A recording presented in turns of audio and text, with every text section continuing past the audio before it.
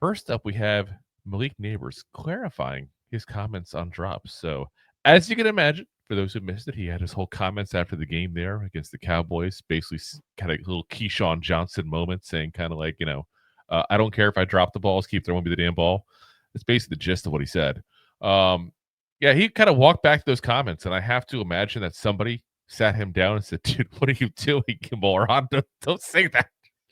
Like it was one of those kind of moments. And if I had to guess, based on the leadership he showed with his comments recently, it wouldn't shock me at all if it was Darius Slayton. Honestly, guys, he had some great comments we talked about on the show yesterday, backing him up, but also saying he wasn't the brightest for saying it the way he said. Here's the exact quote from Malik Nabers. He said, "Like I said, it's football. It's going to come with that. Everyone's going to drop the ball. I'm not saying everybody, but some people thrive on not dropping the ball. But it's the sport. It's a thing." Now, I'm going to say that real quick, guys. Does that bother you at all? Like, I'm not everybody's going to drop the ball. I'm not saying everybody because some people thrive on not dropping the ball. Like, you are a receiver. Your job is to catch the damn ball. Yeah, you should thrive on not dropping the ball. Am I crazy? Like, no, it's legit what he's getting paid for. It's a poor choice of words. He's a young guy. He's energetic. He's into it. I get it, but I think these are one of those things where, like, you learn as you go, and the comeback, you can tell he's definitely somebody spoke to him. Somebody put some words of wisdom in his head, and he's walking back on the words just a little bit, as he should. Yeah, and the original message is like gets overlooked. He's pretty much saying, "Give him the ball." Like he'll kind of right the ship. Throw it the damn ball. Say, yeah, but just throw him the ball. Like, listen, he's a playmaker. Sequel with a forward by Keyshawn Johnson. Yeah. But yeah, they called him after the game. He in the press. It wasn't like he practiced his speech. He just kind of flew off the top of his head. And listen, we're not paying him to give the best speech. Not Abraham Lincoln over here giving out some of the best presidential speeches. We're paying this guy to catch the ball. Yeah. So I'm okay if he's a bonehead when he talks. Well, we got to remember too. We just turned 21 right before the season started as well, guys. Like, it's not like this is like a guy who's even in his mid-20s. I don't know about y'all, but I said some really stupid stuff at 21. I'm still saying stupid stuff at 42. Like twice that. Oh my God, I just realized I'm old enough to be his dad. That scares me. Anyway. Listen, I don't blame him too much on it. I feel like his latest comments on his wording, I feel like I kind of believe it. For the most part, when he's talking about, his message that he was trying to get through was basically like, on to the next play. And that's kind of the mentality that you want from all your players. You can't get stuck and you can't get on yourself and down yourself on these drops, because then he's never going to get over it. So if that's how he truly feels, then I can go with that. I can go with on to the next play. Yep. Now he goes on to say, but like I said, I just can't think about going into the game dropping the ball. After I drop the ball, keep it in my head like I just dropped the ball. I've just got to move forward. So that's what I was saying. It's not like I'm saying, even though I dropped the ball, keep throwing me the ball.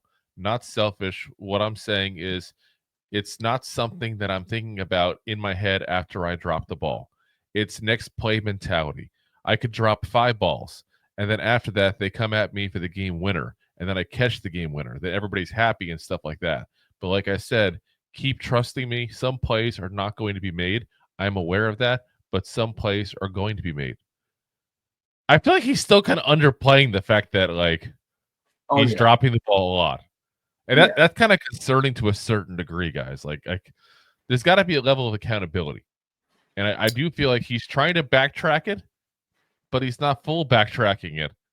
It's kind of like he's like slow moonwalking it back there at that point. Like you got to go ahead and eventually say, this is on me. I need to fix this. Yeah. Now, I'm not saying that's your actual opinion, but that's what you have to be publicly saying at least. Yeah. This is part of this. Yeah. No, it's in that last comment, I would have really liked to hear a little throw in about, I got to get better. I got to, catch the ball. I got to get my hands stronger. Something. Just give me a little something, acknowledging that you know what's going on. You know there's an issue, and you're working on trying to fix it. Yeah, so this is part, like, we know, we all know that Nabers has an ego. When he got interviewed at Hard Knocks, we saw it. He has an ego. We know it was coming to this room. Yep.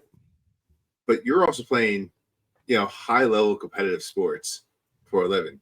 You need to check that at the door a little bit, especially when you're, giving speeches like this. And it's fine to have an ego, especially when you're on the field. That's probably what got you to this high of a level. Yep. But you also have to take accountability and let the ego at the door when you're getting this. And that's just like you said, you just needs a little accountability. This is the part of the game that he's going to have to learn the politics, if you will. You need to hear what the fans have to want to hear. Yeah. Hey, listen, people are going to drop balls. I got to work on that. That's it. You don't have to go into this ramble about everything else. Move on. You know what I thought was funny, the whole thing where he just said that? Because we got a little more to go with him on stuff he said. He talked for a while. That's part of the problem, guys. Keep it simple, stupid. There's a reason that's a phrase in sales. You don't keep talking. The more you talk, the more rope you're giving yourself to hang yourself with. But what he said was, he goes, I could drop 5 balls. Then after that, they come at me for the game winner, and then I catch the game winner. It's ironic because that's the complete opposite of what he did in Washington. Where, remember week 2, he had a great breakout game, and then he dropped what may have very well been the game winner because it would have gotten them into field goal range at that point there against the Commanders late in the game, and everybody was blasting him like you wouldn't believe. So it's funny because in his head, he kind of knows, hey, if I had reversed this and dropped some passes and then caught the game winner, it probably would all been forgiven. And he's not wrong in that. And I think that the fans got to recognize that mentality as well, because that's an issue.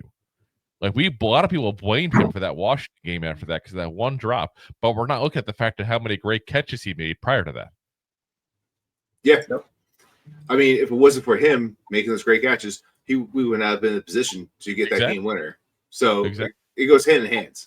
Yeah. Absolutely. He goes on to say, just focus on more things you can control: my emotions, how I carry myself, character.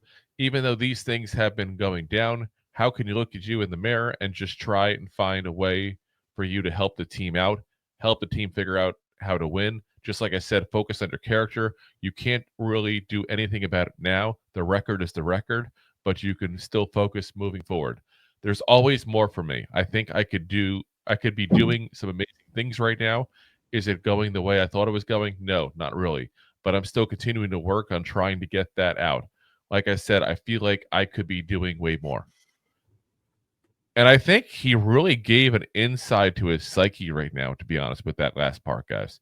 I feel like Slayton talked about it with his comments we went over yesterday, where Nabers is kind of dealing with losses and team adversity for basically the first time in his career. And he talked about it in Hard Knocks. We knew right off the get-go. He said, "I hate to win more than I hate to lose more than I hate winning. I hate to lose more than I love winning." There you go. Yeah, third time's a charm. But we knew that going into. We knew what kind of personality he was like that, and we also knew because we heard, like you mentioned, I think you said, Rob, about the comments he made at was it the Combine? I believe they talked about Daniel Jones. Even we got on him big time for that because that was a stupid comment to make at a Combine. But it's he's young, he's dealing with things. I gotta think, just based on how he talks post game, that he may not be the person who has the best control of his emotions. Which, let's be honest, we all know people like that. We may call him a drama queen or whatever the case may be, but I think he's probably got a little bit of that in him, and that's fine as long as he can channel it the right way and expose it to the right people and hide it from the right people. And that's the thing you learn as you get older. At 21, you might not always recognize that you're a drama queen, but you might learn later on, hey, wait a minute, I'm getting a bad reaction because I'm doing this publicly. I need to do this off the side. Mm-hmm. Yep.